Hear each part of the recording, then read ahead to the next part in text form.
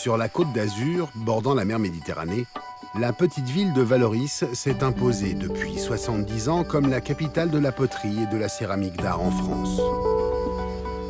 De nombreux artistes se sont approchés de Vallauris.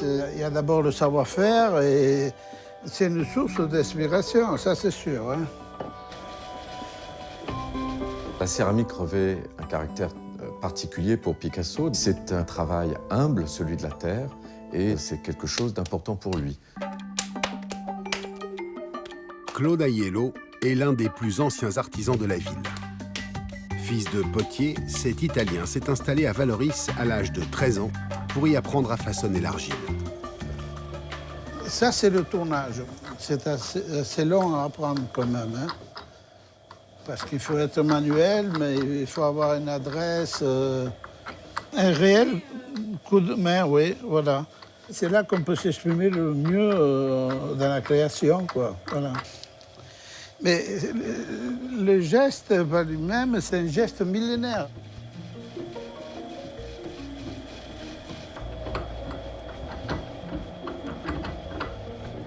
À part que nous avons les tours électriques, avant c'était des tours à pied, mais sinon les gestes, ça n'a pas changé du tout, quoi.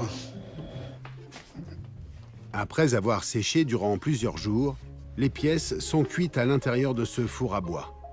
Une étape extrêmement délicate. Ça va cuire à 1040 degrés pendant 10 heures au moins. On peut avoir la mauvaise surprise, ça c'est sûr que... Les poteries sont ensuite enduites d'émail et cuites à nouveau.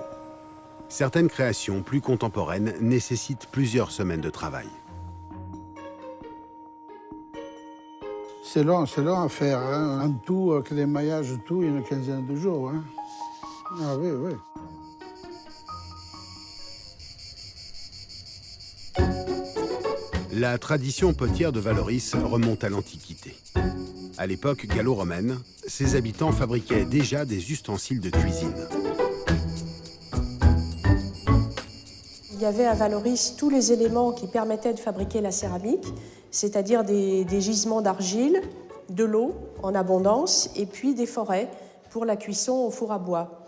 Et à l'origine, donc, c'était une céramique utilitaire qui servait aux familles pour cuisiner tout simplement. Donc vous avez des poêlons, vous avez ce qu'on appelle des pignates, c'est-à-dire des sortes de marmites, et elles étaient partiellement émaillées. C'est ce qui permettait de rendre étanches en fait ces céramiques pour la cuisson des aliments. À la fin du 19e siècle, une dynastie de potiers marque l'histoire de Vallauris. La famille Massier s'éloigne de la poterie traditionnelle et invente la céramique d'art.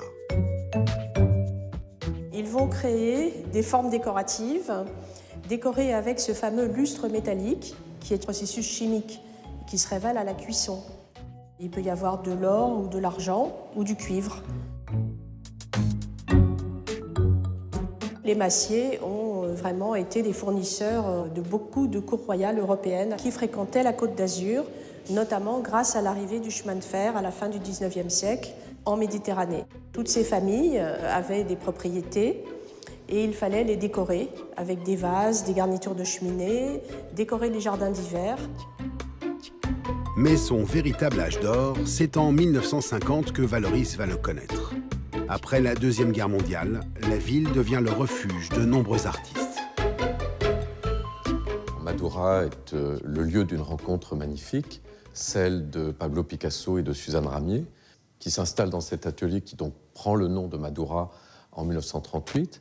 Et lui arrive un peu plus tard, en 1946. Ça va être le début d'une aventure assez extraordinaire, puisque Picasso y réalisera à peu près entre 3000 et 4000 pièces uniques.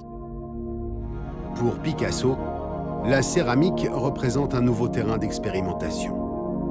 Le travail de la terre l'inspire.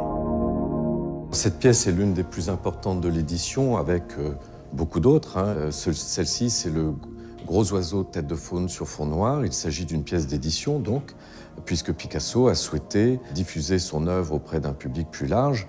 Et donc, certaines de ces pièces uniques ont été répliquées à l'identique par l'atelier. Cette pièce a été faite à 25 exemplaires et on reconnaît un de ses sujets de prédilection, puisque l'on a une tête de faune sur le devant de la pièce. Vallauris devient alors la résidence favorite de l'artiste. Il y restera 7 ans.